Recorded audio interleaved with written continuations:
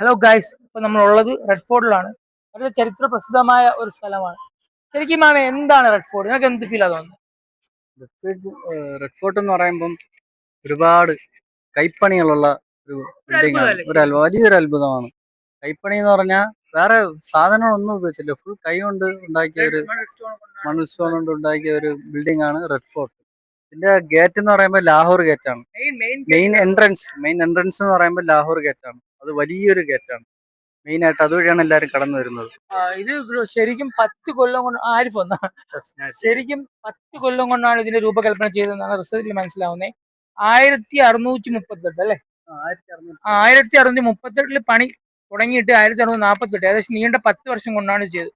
പക്ഷെ വെറുതെ അല്ല, 10 വർഷമല്ലല്ലേ, അതിന് കൂടുതലുള്ള മൂല്യമുണ്ട്. ശരിക്കും പണിയെടുത്തിട്ടുള്ള പരിപാടിയാണ്.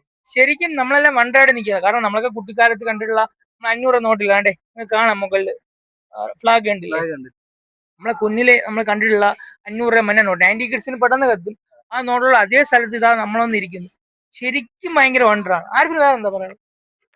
എനിക്ക് പറയാനുള്ളത്, പണ്ട് സ്കൂളിൽ കൊച്ചുകുട്ടിയായിട്ടിരിക്കുമ്പോൾ നമ്മൾ ഈ ടെക്സ്റ്റ് ബുക്കില് റെഡ് ഫോർട്ട്, താജ്മഹൽ ഇങ്ങനെ ഓരോന്നായിട്ട് നമ്മളിങ്ങനെ പഠിപ്പിച്ചു തന്നിട്ടുണ്ട്. ഇതാണ് താജ്മഹൽ, ഷാജഹാൻ, റെഡ് ഫോർട്ട്, ഷാജഹാൻ.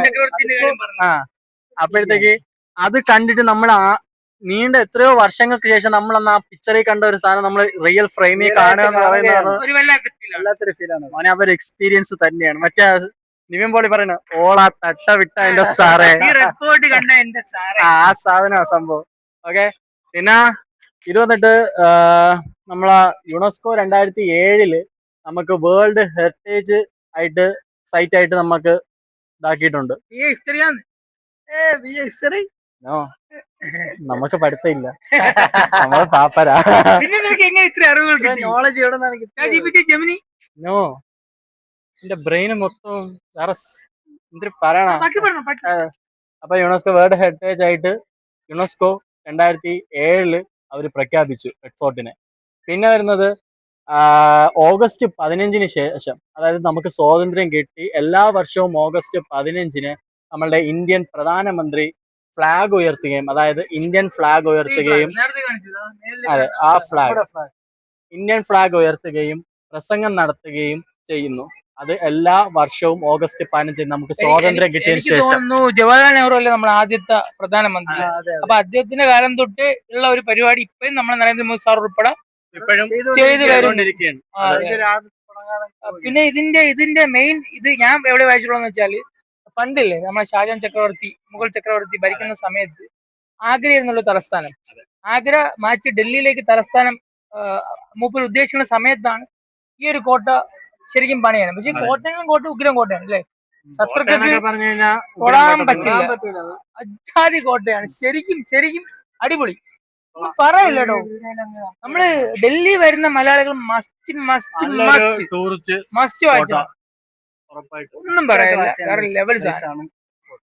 നമുക്കൊക്കെ നല്ല 100% വെർത്തായിട്ട് തോന്നി. ടിക്കറ്റ് റേറ്റ് വന്നിട്ട് പെർ ഹെഡ് 50 ഓൺലൈൻ എടുക്കണേ 35 ഉള്ളൂ. ആൾക്കാർക്ക് കുറച്ചും കൂടി കൂടുതലാണ്, 500-600. ഇന്ത്യ ആണല്ലോ, നമ്മുടെ ട്രിവാൻഡ്രം സൂ ഉൾപ്പെടെ അങ്ങനെയാണല്ലോ. സോ അതിന്റെ ഒരു ഇത് ഇവിടെയും കാണിച്ചു, ഇത്രേ ഉള്ളൂ. എന്തായാലും ഡൽഹി വരുന്നവർക്ക് റെഡ് ഫോർട്ട് പറഞ്ഞാൽ വളരെ ആയിട്ടുള്ള ഒരു കാര്യമാണ്. ഭയങ്കര വിന്റേജ് ഫീൽ ആണ് ഇതിനകത്ത് കയറപ്പോൾ ഒരു വൈബ്.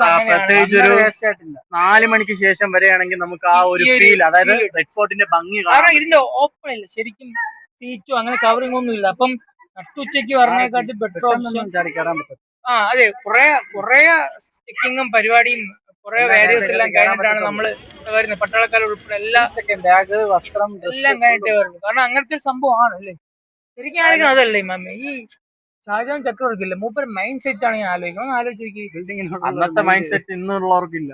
ശരിക്കും പറ്റത്തില്ല. ഒരു ഇസ്ലാമിക് ടച്ച് രീതിയിലാണ് ഇത് ശരിക്കും ചെയ്തിരിക്കുന്നത്. പക്ഷെ ഇവിടെ അങ്ങനെ ഇന്ന ആൾക്കാർ അങ്ങനെ ഒന്നും ഇല്ല, എല്ലാവർക്കും. എന്നാലും വല്ലാത്തൊരു സമ്മതിച്ചിരിക്കണം അല്ലേ, സാധനം. അപ്പൊ അടുത്ത വീട്ടിൽ കാണുമായിരിക്കും. വണക്കം.